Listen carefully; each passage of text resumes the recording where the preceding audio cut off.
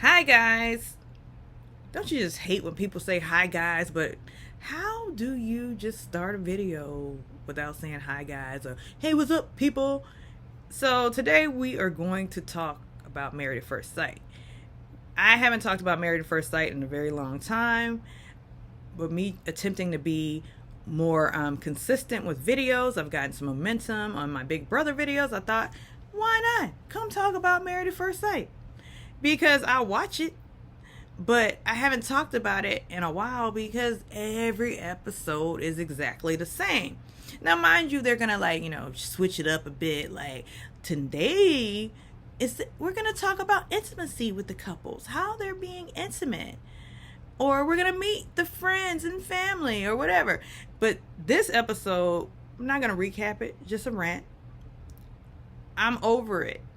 I mean, mind you, I'm gonna still watch. I'm gonna continue to watch. I'm not one of those people like I'm done with these shows and stop watching.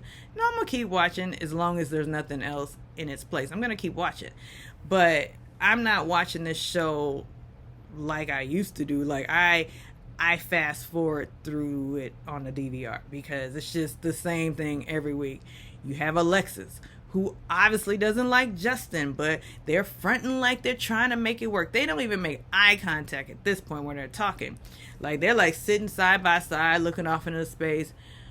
What did I do to make you not want to be intimate with me? I just want to go out and have fun. I want to hang out with my friends. Alexis, what you need to do is pick up a dictionary or Google some words that you keep using because Alexis does not have a grasp of the English language, yet she speaks so confidently when she makes up these words like celibate. Celibate. He's celibate. Then last night she said inconducive. She said a few other words that I can't think of right now that were so like, did she just say that?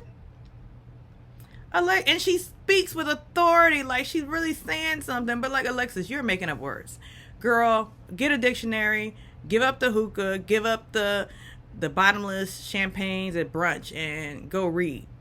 Because English is not your first language. It's not. It's not. You don't speak it well. But like she's steadily gaslighting Justin. And I'm not going to say poor Justin because Justin has issues himself. Justin is very volatile and very defensive. Like Justin, he's stuck on his way of thinking, but he did make good points this episode. It's like, you're married now. You just can't be out in the club, Although she's like, I was only out for an hour and a half or 2 hours. Like, did you notice like the time went up? Like it was an hour and a half, then it was like 2 hours at a time on the weekends, which in actuality, like if you wake up at 9 o'clock on the weekend, I'm guessing since they're younger, they probably wake up around 11 on the weekend, and you go out for brunch at 1 and you come back by 3, and then you can spend the rest of the day. But let's be clear, she don't want to spend any time with Justin. Excuse me. She don't want to spend time with Justin. Like when you are just getting to know somebody, if you like them, you just want to be with them at all times. But maybe because my love language is quality time, you just want to be with that person. You want to do things with that person. Alexis is not thinking about Justin. Alexis is thinking about going out partying. And then what made me know that Alexis is not ready for marriage is she made the statement, well, when they said, well, what did you think it was going to be? I thought it was going to be fun. Okay, look. My parents were married for 55 years until my father passed. And as a child living in the house from 1 to 18, it didn't look like fun.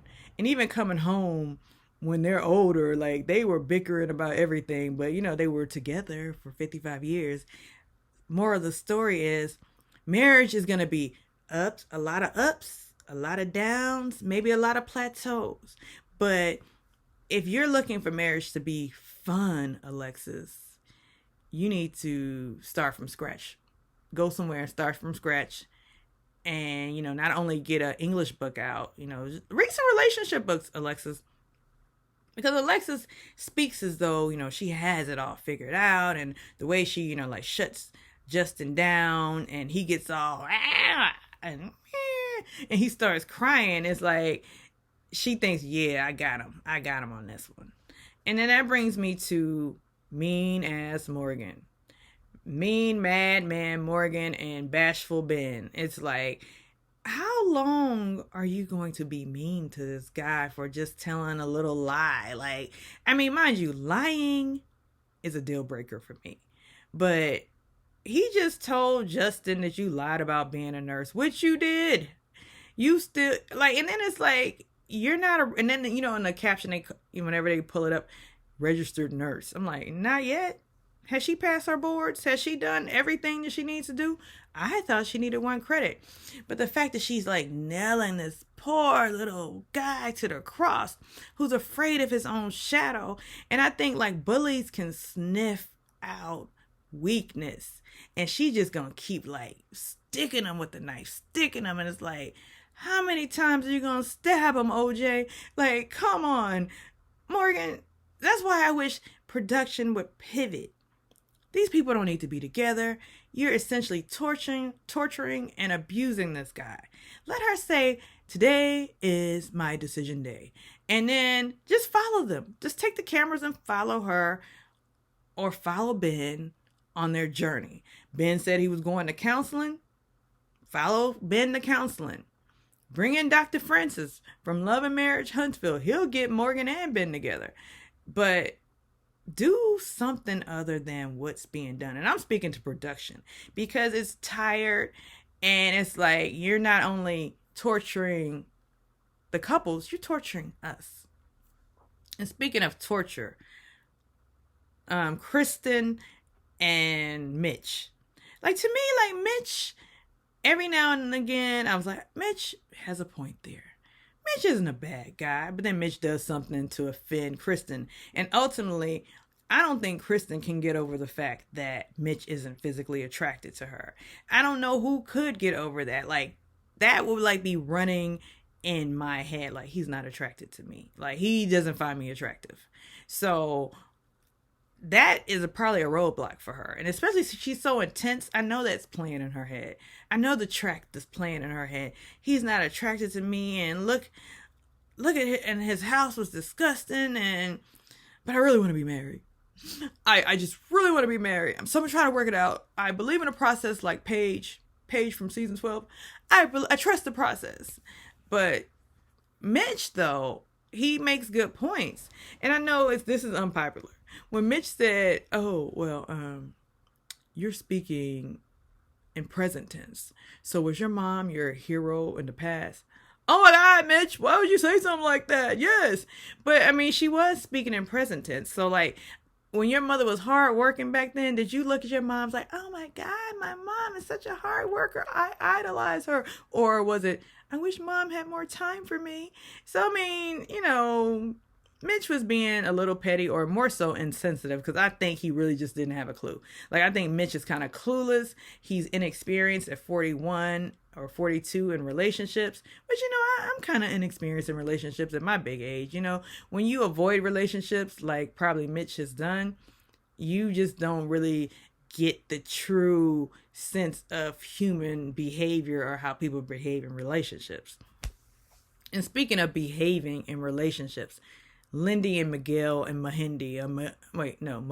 Is it Melindy? McGindy or whatever the fake baby's name is. Did y'all notice that Lindsay didn't want any parts of that baby? And I don't know, was it a production thing? Because, it looked funny with Miguel showing up to the basketball court with the baby. But Miguel was getting up for feeding times when the baby was crying. When they first got the baby, Miguel took the baby, and Lindy's goofy ass was just like, ah! Oh my gosh, she's so annoying. Me being very goofy, her goofy is too much. It's just too much. Like, simmer down, Lindy. Simmer down. Like, it's just too much. So, like, I just wish production, I'm asking you, allow the show to pivot. I know production-wise, because I've worked on productions before, more in the commercial world, that it's all about cost and time when you're shooting something. So I understand that it has to be controlled, but in your pre-production meetings or when the directors are out or scripting how the season will go, because this is scripted to a certain extent. Like, allow for something to veer to the right versus staying on this linear page. What do you think? Are y'all tired of this whole format? Do you think the couples should like separate if it's not working out? Did I miss a couple? I feel like I did. Oh, I did miss a couple.